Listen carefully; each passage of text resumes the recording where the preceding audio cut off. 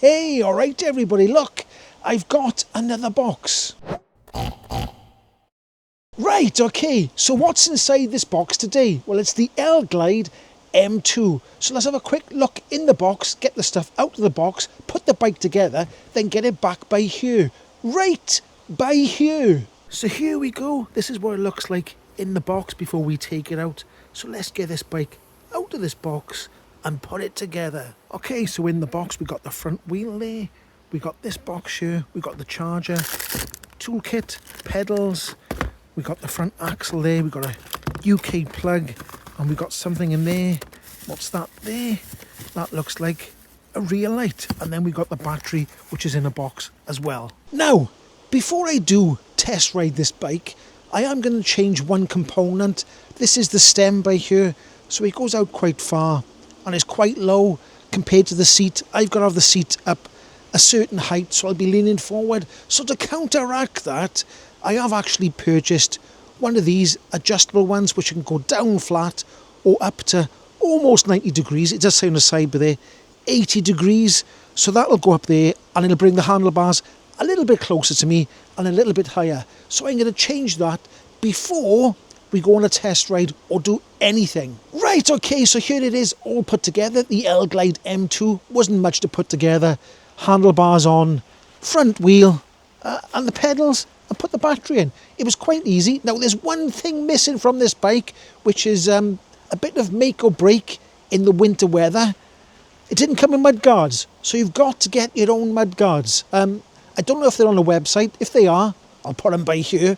If they're not, there'll be nothing but there. But anyway, let's have a closer look. Okay, so here we are having a bit of a closer look at the back there. We got Tony, 7-speed gear set there. Then we come by here, which is a bit unusual for an e-bike. We've actually got the 3 speeds. That's a Tonio Shimano as well, 3-speed there.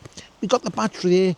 We have got front suspension. We've got an integrated front light, but the back light is battery operated and it actually takes batteries in there. I think there's 2 AAA batteries inside there. So this is what it looks like with me sitting on the bike. I'm 5'10", 178 centimeters or 1.78 meters. Now, I have put the handlebars higher. If they were lower, I obviously would be a lot further down. I've brought the handlebars a little bit closer and a little bit higher, so I'm almost in an upright position, which is far more comfortable for a man of my age. Now, it is quite a tall bike when you sit on it because it's got 29-inch wheels and you've got to put the seat at a certain height so your legs don't come up past 90 degrees.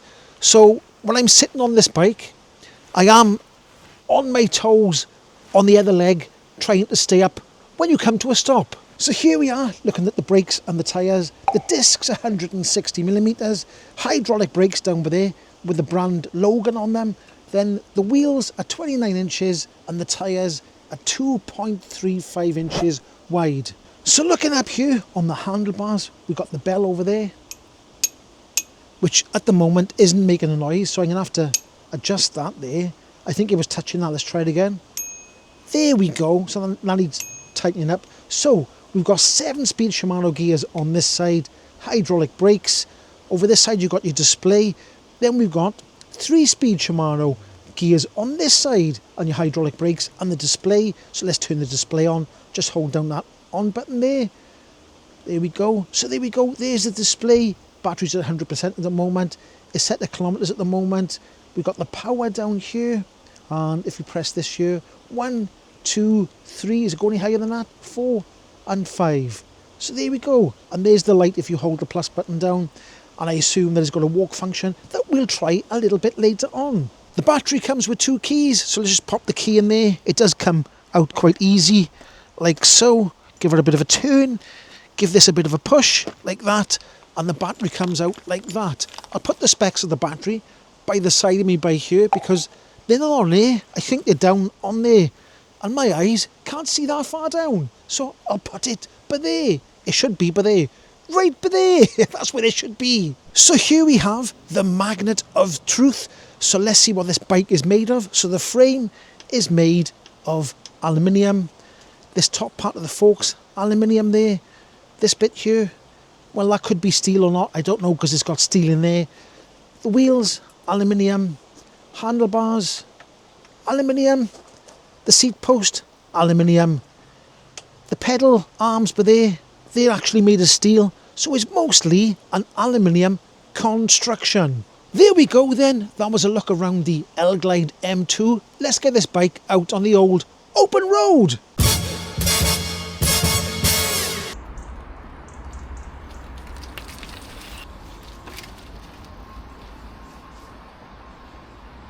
Right, okay, here we are out on the open road, so I'll put it in power assist 5.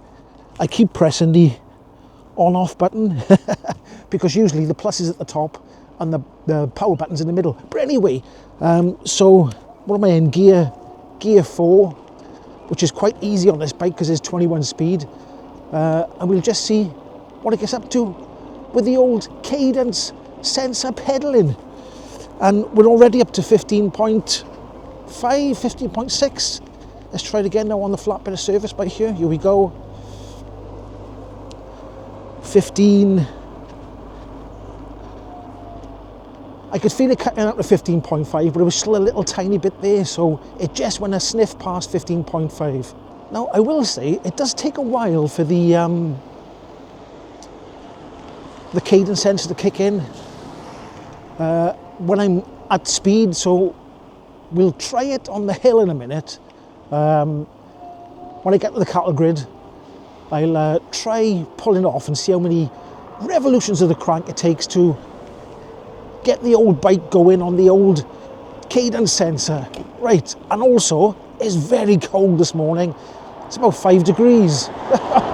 So, I'm not feeling very warm. Now, this bike is a bike. It's like a normal, conventional bike. So, if you do run out of battery, actually, I'll turn off the... Let me get around this corner by here first. And we'll go up this hill. And I'll turn the battery off. I'll put it to 0. That's on 0 lock, right? And it's very easy to pedal up here. That's in gear 4. If I went all the way down to gear 1, it's such an easy gear. So, it is a bike.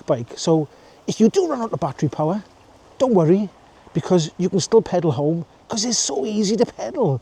Bit slow in this very low gear, but easy. Car.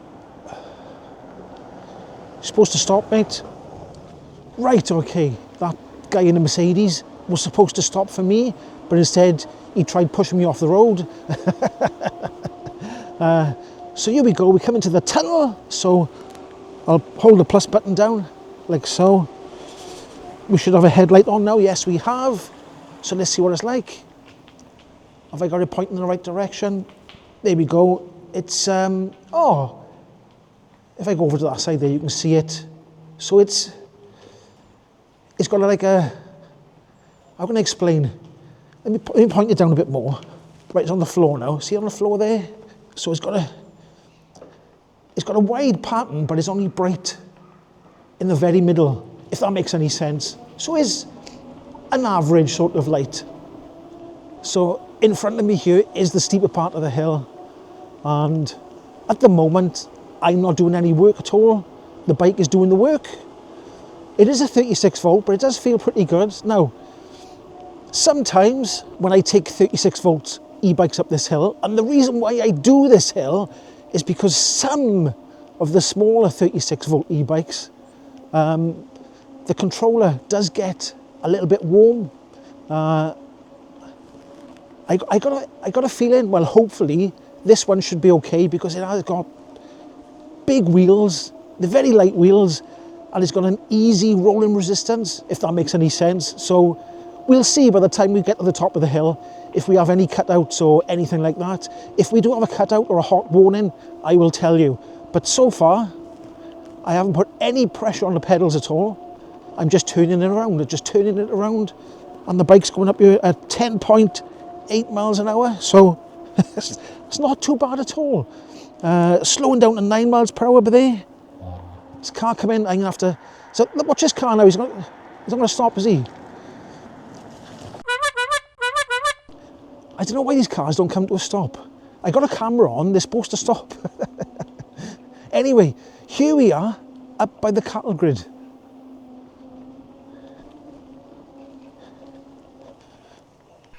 Right, okay, so we've stopped. Let's do the seat squish test. Let's take this gel cover off here. I've remembered to bring my gel cover this time. So, there's my hand there for reference. Quite a narrow seat, but it is quite soft. It's a bit soft there as well. So it's narrow, but it's comfortable, if that makes any sense. Anyway, let's get this bike up that hill. Now, I did say I'd try the crank, see what it's like when we get going. So let's just jump on the bike, like so, and then see what's, well, that's certainly quite quick then. About half a revolution. Let's put that camera a bit higher, like that.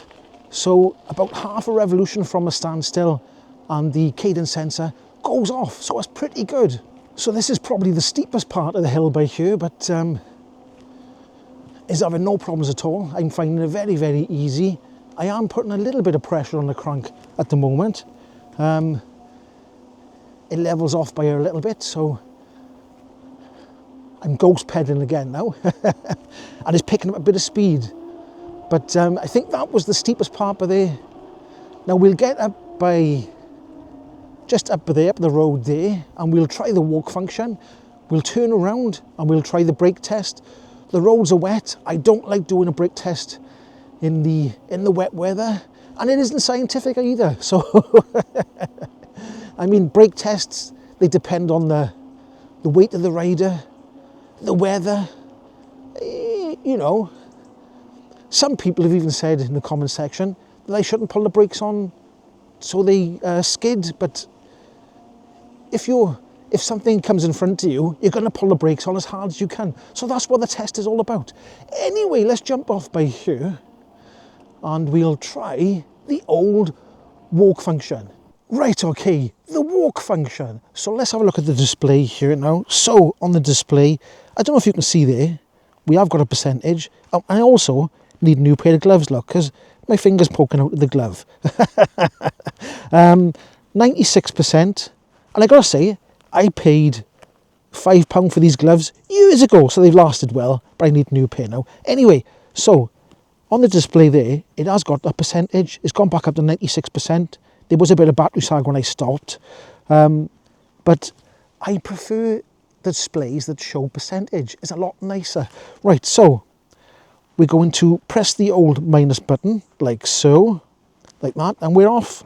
I don't know if you can see on the display, a little person on a bike has popped up. So, and what's it saying on the display there? 1.7 miles per hour. This is a very pleasant sort of walk function. My legs are just going, you know, nice and slow. I've taken my finger off the actual button, so let's press it again. Right, there we go. So, how much power is it? I can hold it back. Let's press it again, like that. So it's not a powerful walk function, but it is. It's not bad. It's not bad at all. The speed's about right, and it is pulling me up the hill ever so slightly. So I'll call that a win. Right, there's a dry bit by here, so I'll try and come back down the hill, and I'll try and aim for this side of the road, the opposite side of the road, just to do the brake test. But we'll go up there, turn around, come back down, try and stay to the legal limit of 15.5 and pull the brakes as hard as I can. Now, if I remember rightly, the brakes on this bike are what I class as the right way round. We've got the front brake on the right and we got the rear brake on the left, which is my preferred, braking system, because growing up as a kid, the brakes were always that way around. They always had the front on the right and the rear on the left. I think the USA might have it the other way around, which is the wrong way around. So here we go. Let's get up to speed. We're about 15. Well, we're going about 18 miles per hour at the moment, so I'm trying to head for that dry patch by there. So here we go, try and get the ready to go. And there we go. Now that did stop very, very well. We didn't have any sort of problems. It didn't get out of control. Let's have a just quicker turn around and see if I can get off the bike and have a look behind me. So, I don't know if is our bike going to stay there? I don't know if you can see there. I don't know if our bike's going to roll away. Stay. If I go there. It's wet by there, so I can't quite see, but it seems like it was about by there somewhere. Something like that. Like I said, when it's wet, I can't actually see. Now, we'll go down that hill there. Just gravity, that's all. And we'll see what happens. So here we go, the gravity test. So, on the bike. Now, because it's got big wheels, and it's a bike, it handles extremely well, really well. Easy to maneuver this bike around. So, here we go. It's picking up speed quite quick. Very quick, actually. Yeah, we're on 18, 20. Oh, it's cold! 24, 25, 26, 27. And there's a corner coming, so I'm going to slow down by here because it is a corner, and obviously I can't see what's coming around the corner, so it'd be dangerous for me to go flying around there. So 27 miles per hour. Not the fastest it's gone down here, but it did feel very planted and quite nice at speed.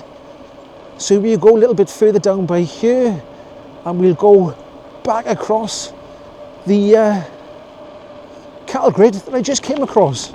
So here we go across the cattle grid, and there we go, back down the hill.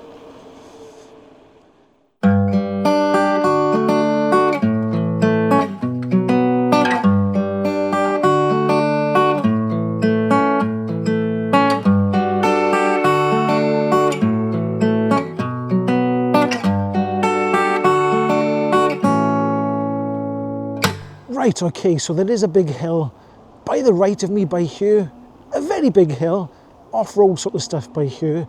Now, I don't think this bike is suited to off-road, but let's just give it a try, because we have got super low gears.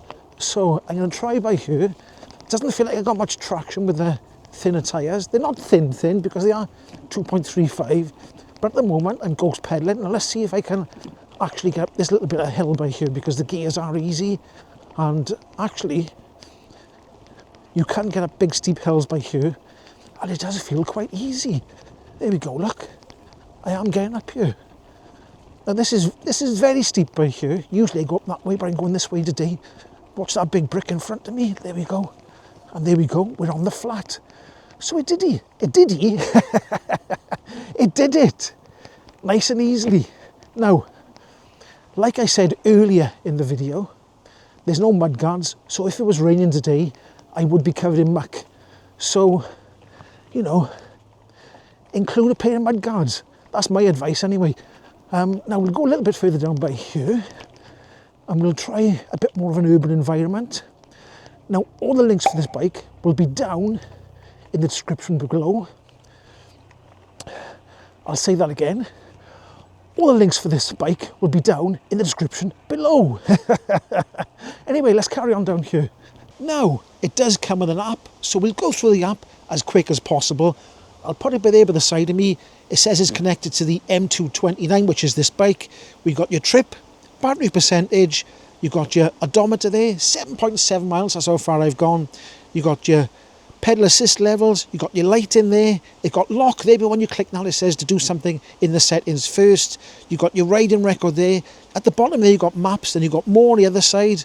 So riding record, connection record, count settings, change units, there we go, MPH there, language, blah blah blah. If I go back to e-bike there, go to the settings, change your Bluetooth name, change your Bluetooth password, change the units again, startup settings, whatever that is, 0 start, non-zero start, then you've got max speed there, then you've got screen brightness, display lock, like that, no, let's cancel that, and then you've got factory data reset and firmware version. So there we go, that's the app. So I gotta say, I've enjoyed this bike a lot more than I thought I would. It's a very good bike, and as 36 volt e-bikes go, it's pretty good. What What have I got left by here? I still got 81% battery left. So that's not bad at all. I said I've done, I think that says 9.1 miles. Have I done that much? I don't think I've done that much. Maybe I have, I don't know. Anyway, let's carry on up here and have a look around. Now, I'm going along this path by here, but I know it does end. It comes to like a dead end at the end of here, so I'm just having a look. Now, I have noticed one thing while riding this bike. Actually, I'll get to the end of the path, I'll get off the bike and I'll show you the one thing that might become a little bit more loose as time goes by. So I'll come to the end of this path here and we come to a stop, because you can't go any further once you get round this corner by here. But I'll come to a stop by here, like so. And let me point the camera down a bit more. I have noticed that this is, you can turn that quite easy there. Now these are very comfortable grips, but you can, this one over here, it does feel a little bit tighter, but this one's it's a bit loosey-goosey, and over time that might become a little bit more loosey-goosey. Now, if you wanted to take them off, it's easy to take off, but it is easy to turn. So that's my sort of negative thing there. It hasn't turned, when I'm riding the bike, it hasn't turned at all, but if you do grip it and turn it, it does turn quite easy, if that makes any sense. Anyway, let's carry on down here. Right, I think I'll turn around and I'll try this hill again by here. Because this is a very steep hill, and I've got gears obviously, so it does make it easy. But we're in gear 3 at the moment, which is quite easy because I'm in the lowest cog on the thing.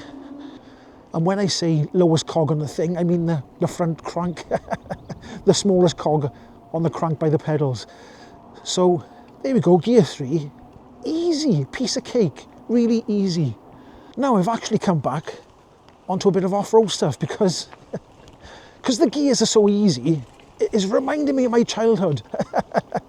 And you know, going up and down these little dirt hills and stuff with the easy gears. Now the ground is a bit wet by here, so I'll try and avoid front braking and just use the old back braking. You can hear the wheel skidding by there.